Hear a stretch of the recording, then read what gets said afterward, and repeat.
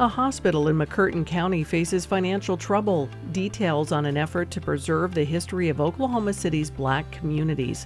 And a new park will honor a prominent Cherokee Nation leader. This is the KGOU PM News Brief for Wednesday, June 26th. I'm Deborah Ashar. A hospital in southeastern Oklahoma has lost its funding after a recent state Supreme Court decision. Oklahoma Public Media Exchange's Kate Kelly has more on how an antiquated law determined the ruling. 2 years ago, McCurtain County voters approved a measure to raise the lodging tax on hotels and Airbnbs. The tax funds the county hospital and a planned new hospital building. However, Oklahoma's Supreme Court recently ruled the county failed to strictly adhere to a century-old law. It requires ballot proposals to be published in a local newspaper for 4 weeks before the election. Instead, the county educated voters through radio advertisements, social media, town halls, and other means. Hospital CEO Brian Whitfield is disappointed. If anyone felt that this was an opportunity to simply sit back and watch the hospital's demise, you should have packed a sack lunch because we're going to be out here on the field for a long time today. Whitfield says the hospital is the sole healthcare provider within a 60-mile radius. In Oklahoma City, I'm Kate Kelly. A second detention officer at the Tulsa County Family Center for Juvenile Justice has been charged with sexual assault.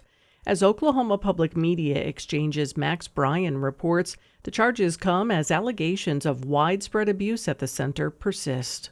An arrest warrant was issued Tuesday for Daquan Doyle, who prosecutors have accused of showing lewd pictures to a young woman detained at the center. He's also accused of inappropriate touching, letting her use his phone, and giving vape pens in exchange for sexual acts. Detainees also told investigators Doyle provided gummies and THC pens in the center after health concerns surfaced in July 2023. Doyle is charged roughly 9 weeks after prosecutors accused detention officer Jonathan Hines of similar behavior. The officers are two of more than 20 defendants named in a federal class action lawsuit alleging county employees either directly abused detained youth or neglected to stop the abuse.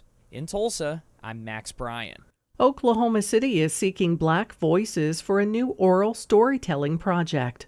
Oklahoma Public Media Exchange's Anusha Fateh-Pure reports on a grant OKC Arts received to capture the oral history of Black neighborhoods. Prior to Oklahoma statehood in 1907, several predominantly Black communities were established in the Oklahoma City metro area. Following urbanization, redlining, and Jim Crow laws, many of these communities were destroyed. Now, Oklahoma City is working to preserve their memory. The city wants voices like former council member Willa Johnson, who spoke for a sit-down interview in 2015 about her neighborhood, Walnut Grove. That was an area where there was a lot of oil wells. The river was called Greasy. And the reason they called it Greasy was because there was always a black film floating on top of that thing. The project is a collaboration with OSU's Oklahoma Oral History Department and the Oklahoma Black Museum and Performing Arts Center. In Oklahoma City, I'm Anusha Fateh-Pure. A new park is coming to Tahlequah thanks to the Cherokee Nation. Oklahoma Public Media Exchange's Katie Hallam reports the park is named in honor of the Cherokee Nation's first female principal chief. Principal Chief Wilma P. Mankiller Capitol Park will be across the street from the Cherokee Nation's Tribal Capital Complex. The 15-acre plot will feature an array of activities and multi-purpose spaces. The park is part of land set aside under the Cherokee Nation's Park, Wildlands, Fishing, and Hunting Reserve Act, aimed at reviving and utilizing Cherokee-owned land for cultural purposes. Principal Chief Chuck Hoskin Jr. says the goal of the park is to be a, quote, gem of our park system that lives up to his predecessor's legacy. It is set to be complete next fall. I'm Katie Hallam. You can find more Oklahoma news on our website, kgou.org, and on the KGOU AM NewsBrief podcast. I'm Deborah Ashar. I'm Rachel Martin. You probably know how interview podcasts with famous people usually go. There's a host, a guest, and a light Q&A. But on Wildcard, we have ripped up the typical script. It's a new podcast from NPR where I invite actors, artists, and comedians to play a game using a special deck of cards to talk about some of life's biggest questions. Listen to Wildcard wherever you get your podcasts, only from NPR.